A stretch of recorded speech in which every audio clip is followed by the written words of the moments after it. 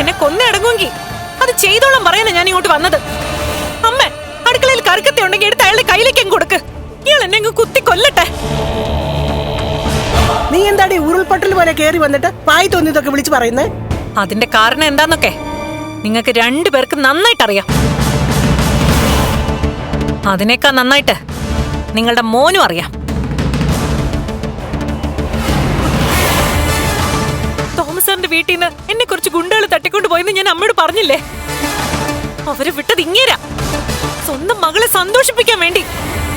അവളുടെ കുഞ്ഞും പോയതിന്റെ സങ്കടം തീർക്കാനായിട്ട് എന്നെ കൊല്ലാനായിട്ട് ആളെ വിട്ടത് ഇങ്ങനെ തന്നെയാ. ആരാടി നിന്നോട് ഈ കള്ളമൊക്കെ പറഞ്ഞേ? പറയേണ്ടവര് തന്നെ. ആ മാർക്കോ ആയിരിക്കും അമ്മേ, അല്ലാതെ ആരും ഇങ്ങനെ കള്ളക്കഥയൊന്നും പറയില്ല. അതെ, മാർക്കോ തന്നെ. മാർക്കോയെ ഇവിടെ വരുത്തിയിട്ട് തെളിവ് സഹിതം ഞാൻ പറയിക്കട്ടെ. അല്ലെങ്കിൽ ഇപ്പൊ ഹോസ്പിറ്റലിൽ കിടക്കുന്നുണ്ടല്ലോ, മാർക്കോ തല്ലി അവശരാക്കി അവിടെ കൊണ്ടിട്ടിരിക്കുന്ന 2-3 ഗുണ്ടകള്. അവരെ കൊണ്ടുവരാൻ മാർക്കോയോട് പറയട്ടെ. എന്തിനാ എന്റെ മോളോട് ഈ ചതിയൊക്കെ ചെയ്യുന്നത്? ഞാനൊന്നും ചെയ്തിട്ടില്ല. എനിക്കറിയാത്തതും കേൾക്കാത്തതായിട്ടുള്ള കാര്യങ്ങളെ ഇവിടെ പറഞ്ഞോണ്ടിരിക്കുന്നത്. എന്നാ പിന്നെ ഇനി നിങ്ങൾക്ക് അറിയാവുന്നൊരു കാര്യം പറയട്ടെ. ഇതുവരെ നിങ്ങളുടെ അമ്മ അറിയാത്തൊരു കാര്യം.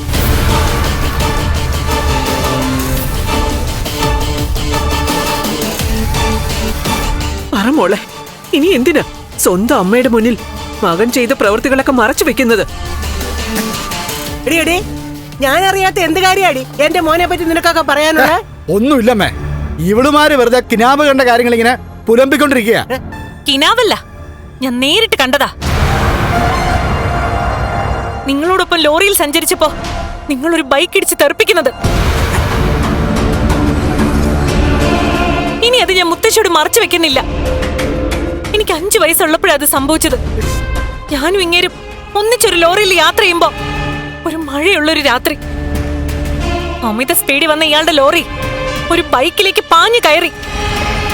ഒരു അച്ഛനും മകനും സഞ്ചരിച്ചിരുന്ന ബൈക്കിലേക്ക്.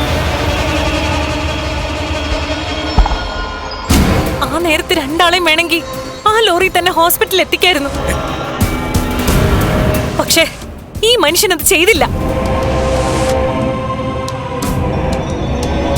അതുകൊണ്ടെന്താ, ഹോസ്പിറ്റലിൽ എത്തുന്നതിന് മുന്നേ തന്നെ ആ അച്ഛൻ മരിച്ചു. മോന്റെ അരയ്ക്ക് കീഴ്പോട്ട് തളരുകയും ചെയ്തു. ഇനി ബാക്കിയും കൂടെ കേട്ടോ. അന്ന് ആ ബൈക്ക് ആക്സിഡന്റിൽ മരിച്ചത് വിശ്വനാഥൻ എന്ന പേരുള്ള ഒരു മനുഷ്യനായിരുന്നു. കമലേശ്വരത്തെ വിശ്വനാഥൻ.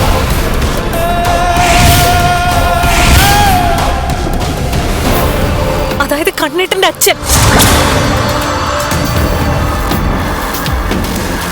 അന്ന് അച്ഛനൊപ്പം സഞ്ചരിച്ച കണ്ണേട്ടൻ മരിച്ചില്ല. പകരം കണ്ണേട്ടന്റെ അരയ്ക്ക് താഴോട്ട് ചലനശേഷി ഇല്ലാതായി.